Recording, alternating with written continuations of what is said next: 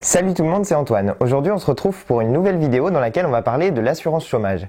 Alors en réalité j'avais pas forcément prévu de vous parler de ça, mais j'ai été invité à aller sur BFM TV et finalement ils ont annulé l'émission alors qu'on devait parler de ce sujet. Du coup j'ai bossé le sujet et je me dis que c'est dommage de pas utiliser les chiffres que j'ai trouvés pour en faire une vidéo et pour vous parler de cette réforme de l'assurance chômage que prépare Emmanuel Macron. Voilà, donc comme je l'avais dit sur les réseaux sociaux au moment où j'ai appris que cette émission a été annulée, je respecte ma promesse et je fais une vidéo sur l'assurance chômage.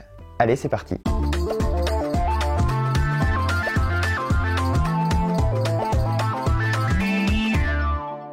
Alors d'abord, on va commencer par voir ce que dit le gouvernement à propos de sa réforme de l'assurance chômage.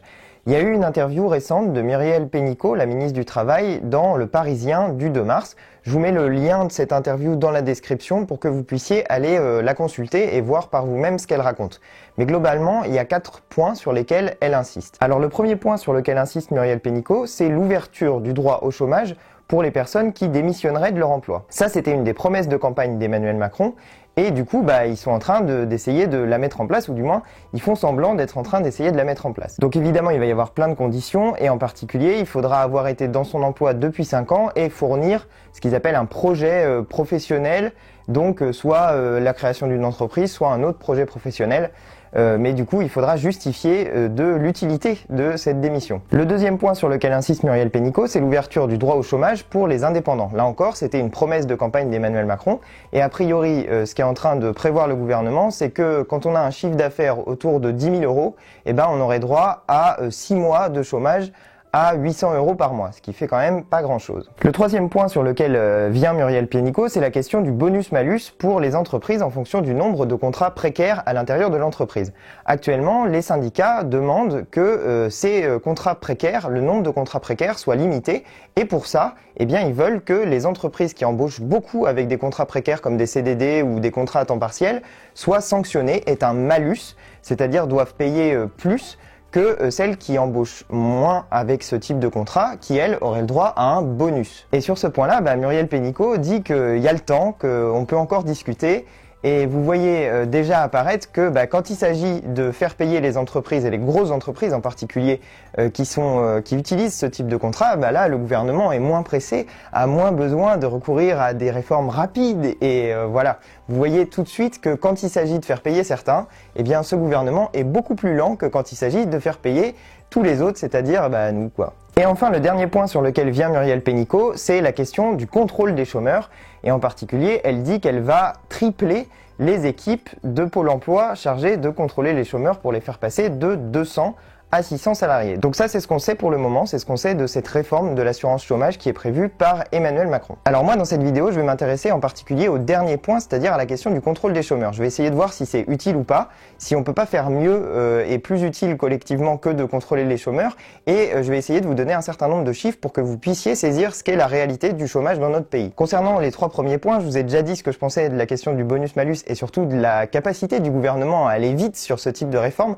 Sachez juste une chose, c'est que actuellement à Pôle emploi, il y a 2 millions de personnes qui sont inscrites et qui sont avec des contrats en CDD ou à temps partiel, donc ça fait un grand nombre de personnes qui sont dans cette situation, et c'est pour ça évidemment que le gouvernement veut pas aller vite comme il est capable de le faire sur d'autres questions, parce que ça coûterait cher aux entreprises qui utilisent beaucoup ce genre de contrat. Sur les 2 premiers points que j'ai évoqués, c'est-à-dire l'ouverture des droits à l'assurance chômage pour les personnes qui démissionnent et pour les indépendants, là non plus je rentre pas dans le détail, je vous renvoie simplement à un petit article que je vous mets dans la description de cette vidéo qui étudie un peu la différence entre les promesses de campagne d'Emmanuel Macron et ce qu'ils sont en train de faire réellement. Mais sur cette vidéo-là, moi donc je veux m'intéresser à la question du contrôle des chômeurs. Alors ça vient d'une double idée. La première, ce serait que les chômeurs sont responsables de leur chômage parce qu'ils chercheraient pas assez un emploi, ils chercheraient pas de manière assez active un emploi. Et la deuxième idée qui est derrière ça, c'est évidemment que la fraude aux allocations chômage, ça coûterait cher à la collectivité. Alors première question, les chômeurs sont-ils responsables de leur chômage? Bien évidemment, la réponse est non. Bien sûr, il doit y avoir parmi les chômeurs des gens qui cherchent pas assez activement, comme ils disent, un emploi ou qui sont découragés par la recherche d'emploi et qui du coup ne cherchent pas vraiment, pas assez, pas bien, etc. Mais c'est vraiment une infime minorité de la population. Pour s'en convaincre, il y a un chiffre qui est très simple, c'est que entre 2008 et aujourd'hui, le nombre de chômeurs est passé de 3,5 à 6,7 millions. Donc est-ce qu'on s'imagine qu'il y a eu une épidémie de paresse qui aurait fait que d'un seul coup, plus de 3 millions de personnes seraient devenues des chômeurs? Bien sûr, c'est pas le cas et c'est juste que le chômage est lié à la situation économique d'un pays. Mais alors sans doute le meilleur chiffre qu'on peut donner pour sortir de l'idée de la tête des personnes qui pensent que les chômeurs sont trop paresseux et que du coup ils sont responsables de leur chômage, c'est celle des offres d'emploi non pourvues. En réalité, pour l'année 2015 par exemple, il y a eu 147 000 offres d'emploi qui n'ont pas trouvé de preneurs. Mais dans le même temps, il y a eu 24 millions de contrats qui ont été signés, principalement des CDD et des contrats à temps partiel. Donc ça veut dire qu'en réalité, il y a eu 99,4% des offres qui ont été émises, qui ont trouvé preneur et donc qui ont trouvé une personne à employer. Donc on voit bien que pour l'essentiel, le gros problème du chômage, c'est que simplement, il y a une offre pour 44 chômeurs. Donc même en cherchant très bien, quand quelque chose n'existe pas, il n'y a aucun moyen de le trouver. Mais alors du coup, si les chômeurs ne sont pas responsables de leur situation de chômage, pourquoi les contrôler et est-ce que ça coûte cher? Eh bien, ça coûte pas si cher que ça en réalité. La fraude aux cotisations chômage, ça représente chaque année environ 58 millions d'euros. Et ce chiffre-là, il faut le mettre en rapport avec le chiffre de la fraude et de l'évasion fiscale. Parce que lui, c'est pas 58 millions d'euros, c'est 60 à 80 milliards d'euros. C'est-à-dire entre 1034 fois plus et 1380... Merde. C'est-à-dire environ 1350 fois plus que ce que coûte la fraude aux cotisations chômage. Donc on voit bien que c'est des chiffres qui sont sans commune mesure les uns avec les autres. Et s'il y a des fraudeurs qui nous coûtent vraiment cher et qu'il faut vraiment traquer et punir, c'est les fraudeurs du fisc. Mais alors du coup, si Muriel Pénicaud et Emmanuel Macron ont décidé de tripler le nombre de contrôleurs des chômeurs et de les faire passer de 200 à 600 personnes chargées justement de contrôler ces chômeurs, pourquoi est-ce qu'ils font pas la même chose pour les contrôleurs fiscaux? Parce qu'entre 2010 et aujourd'hui, il y a eu 3000 postes de contrôleurs des finances publiques qui ont été supprimés. Alors est-ce qu'elle pense que les gens ils ont arrêté de frauder et de tricher le fisc ou bien est-ce que juste il y a la volonté de ne pas contrôler ces gens? Je pense que la réponse est dans la question. Alors j'ajoute une chose parce que dans les recherches que j'ai faites pour préparer mon émission, j'ai découvert tout un tas de trucs que je connaissais pas et je me dis que du coup peut-être vous ne les connaissez pas non plus et que ça vous intéresse de le savoir. Sachez que l'organisme qui est chargé de dresser les conventions autour des questions de chômage et de gérer les allocations chômage, ça s'appelle l'UNEDIC et c'est en fait un organisme qui est co-géré par les syndicats représentatifs des salariés et les syndicats dits représentatifs des organisations patronales. Je dis représentatifs des salariés pour ce qui concerne les syndicats parce qu'il y a des élections syndicales qui permettent de vérifier la représentativité de ces syndicats par rapport aux salariés. En revanche, c'est pas le cas pour les organisations patronales et en réalité, le MEDEF s'arroge un peu la possibilité de représenter les chefs d'entreprise alors qu'en réalité, il les représente pas tous et en particulier, il représente pas tout ce qui est le secteur de l'économie sociale et solidaire et le patronat de l'économie sociale et solidaire qui n'est pas représenté par le MEDEF. Donc on a là une structure qui est co-gérée par les syndicats de salariés et les organisations patronales. Cet organisme, l'UNEDIC, on nous répète sans arrêt qu'il est déficitaire, mais en réalité c'est faux. C'est faux si on ne se base que sur la question des cotisations et des allocations qui sont versées. Parce que si on se base sur ça, en réalité, l'UNEDIC est excédentaire de 2,7 milliards d'euros par an. Alors du coup, d'où vient le déficit? C'est la question qu'on peut se poser. Ça vient du fait que cet organisme a pour responsabilité de financer en partie Pôle emploi. Et du coup, c'est le fait de financer en partie Pôle emploi qui fait que cet organisme est déficitaire, alors que en réalité, on peut s'interroger sur la raison pour laquelle ça serait à l'UNEDIC de financer en partie Pôle emploi. Ça pourrait être uniquement une mission de service public, une mission de l'État, et pas du tout d'être le rôle de l'organisme qui est chargé de gérer les cotisations et les allocations chômage. Alors revenons maintenant à la question du contrôle des chômeurs. Le gouvernement a déclaré qu'il voulait que dans le cas où un chômeur refuse 2 offres dites raisonnables, ses allocations chômage soient divisées par 2. Du coup, on peut peut-être s'interroger sur ce que c'est qu'une offre raisonnable. Et bien dans le cas d'un ancien salarié au SMIC, par exemple, qui serait désormais au chômage, une offre est dite raisonnable si, au bout de 6 mois de chômage, il s'agit d'une offre qui est payée 970 € par mois et qui est à moins d'1 heure de route de son domicile. Voilà ce qu'on appelle une offre raisonnable, c'est-à-dire une perte de revenus conséquente et un travail qui est très loin de chez vous et qui du coup vous coûte. Mais le pire du pire, le pire de tout ça, c'est que contrôler les chômeurs, en fait, c'est même pas efficace pour les aider à retourner vers l'emploi. En fait, ce qui a été observé dans les pays qui ont mis en place un contrôle très dur des chômeurs, c'est que le retour à l'emploi est encore plus compliqué. Par exemple, aux États-Unis, en Suisse, aux Pays-Bas ou au Royaume-Uni, où ce genre de politique est appliqué, le retour à l'emploi est en réalité beaucoup plus difficile qu'avant parce que les gens, ils ont tellement l'impression qu'on les surveille, qu'on est sur leur dos, qu'ils finissent par, en réalité, abandonner la recherche d'emploi et abandonner leur cotisation. Ils préfèrent en réalité complètement abandonner une chose à laquelle ils ont droit parce que le contrôle est tellement incessant qu'il en devient invivable. Et du coup, ils entrent dans une logique complètement négative qui fait qu'à la fin, pour beaucoup, ils abandonnent purement et simplement leur recherche d'emploi. Et finalement, c'est peut-être là l'objectif réel du gouvernement, c'est-à-dire de faire en sorte que les gens en aient tellement marre d'être surveillés, qu'on soit sans arrêt sur leur dos, qu'ils finissent par abandonner purement et simplement la recherche d'emploi et par abandonner purement et simplement leur droit aux allocations.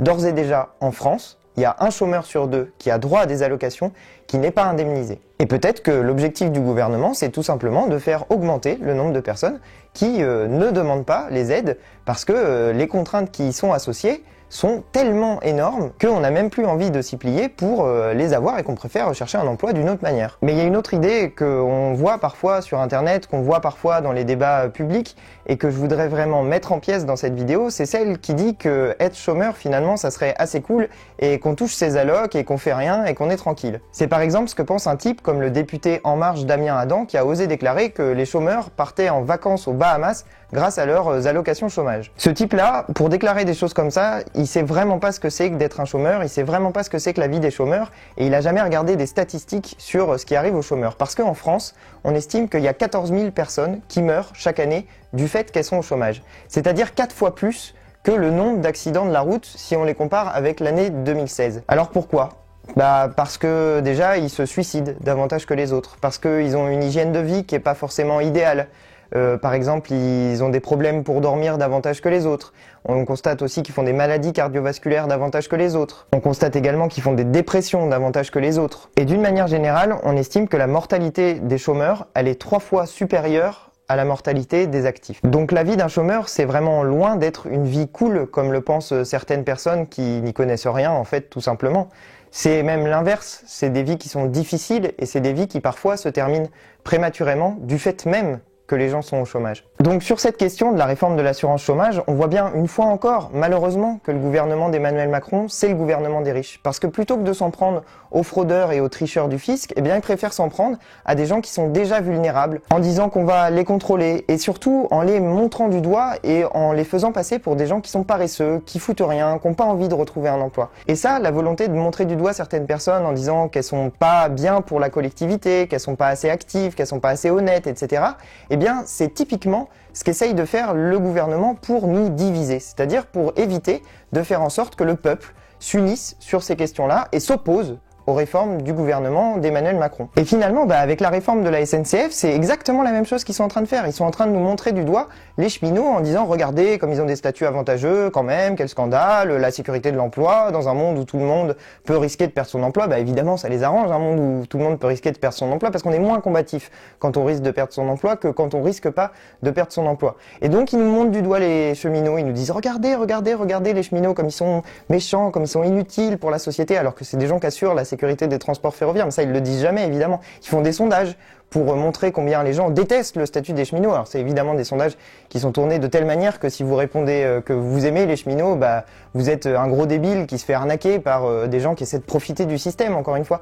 Et là encore, ils essaient de nous diviser. Ils essayent de pointer du doigt une catégorie de la population pour éviter qu'on regarde l'ensemble de la réforme. Parce que l'ensemble de la réforme, c'est l'ouverture du transport ferroviaire à la concurrence, parce que c'est exigé par l'Union européenne qui veut que le 25 décembre, ce marché soit ouvert. Et ce marché ouvert, ça reviendra exactement à la même chose que c'est revenu dans les autres pays, comme l'Angleterre par exemple. C'est-à-dire, ça coûte plus cher, ça marche moins bien, et c'est plus dangereux. Voilà, donc sur cette question-là aussi, ils vont essayer de nous diviser, et nous, ce qu'on a à faire, c'est de s'informer, c'est de regarder dans le détail ce qu'ils sont en train de faire. Par exemple, regardez bien quand ils vous disent qu'ils veulent pas supprimer les petites lignes, parce qu'en réalité, ce qu'ils vont faire, c'est qu'ils vont déléguer petit à petit ce genre de compétences, il va y avoir l'ouverture à la concurrence dont je vous parlais, et puis on ne pourra plus financer, ça coûtera trop cher, donc on finira par abandonner une ligne, puis une autre, puis une autre, puis une autre. Et c'est comme ça que, par exemple, pour la Poste, qui a été ouverte à la concurrence, on a supprimé depuis 2010 6000 bureaux de poste partout en France. Et ceux qui pâtissent de ça, c'est les gens qui sont le plus isolés déjà, qui sont à la campagne, qui sont dans des territoires ruraux et qui n'ont pas forcément d'autres possibilités que celle d'aller au petit bureau de poste du coin ou de prendre le train avec la ligne qui, heureusement, est encore là pour l'instant. Donc vraiment, regardez bien ça dans le détail, ils essaient de nous diviser, il faut pas qu'on se divise, que ce soit sur les questions du chômage, que ce soit sur les questions de la SNCF, ou que ce soit sur toutes les autres questions, il faut bien regarder qui sont les gens qui nous coûtent cher, et les gens qui nous coûtent cher, c'est toujours les mêmes. C'est les ultra riches, c'est les gens qui trichent et qui fraudent au fisc, c'est-à-dire ceux qui sont là, et pas ceux qui sont là. Parce que ceux qui sont là, ils sont les plus nombreux, et ils ont un intérêt à être solidaires, et c'est justement ce que le gouvernement essaye d'éviter, qu'on soit solidaires, nous tous, le peuple, qui sommes globalement au même niveau et qui avons juste des gens qui sont loin, loin, loin au-dessus de nous et qui, eux, profitent de la situation pour essayer de se faire toujours plus de fric. On sait pas ce qu'ils en font, mais c'est ce qu'ils essayent de faire. Voilà, je sais pas si j'aurais eu l'occasion de dire tout ça sur BFM TV, donc finalement je suis plutôt content de pas avoir pu y aller parce que ça m'a permis de faire cette vidéo, qui est à mon avis beaucoup plus complète que ce que j'aurais eu le temps de dire face à un député En Marche sur un plateau de télévision en étant interrompu sans arrêt.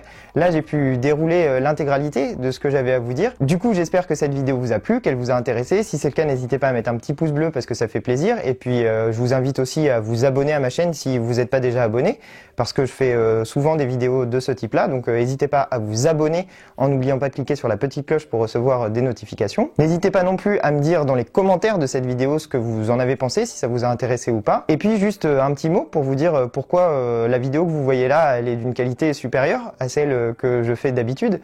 C'est parce que le financement participatif que j'avais lancé il y a maintenant quelques mois a abouti et j'ai pu acheter du meilleur matériel, donc un super appareil photo avec un bel objectif, un super micro-cravate qui est quelque part par ici et qui permet de faire des vidéos vraiment d'une grande qualité. Donc je veux dire un grand merci aux personnes qui ont aidé à financer ce matériel, parce que j'aurais jamais pu le faire sans elles.